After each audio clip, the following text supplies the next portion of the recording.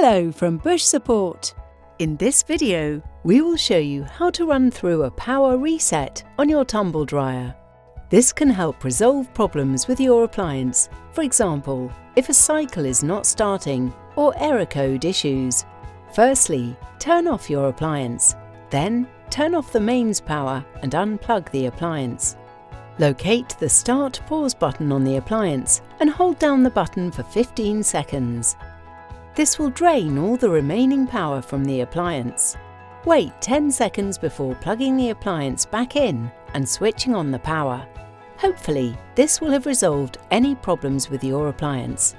For further information, please visit www.bush-support.com.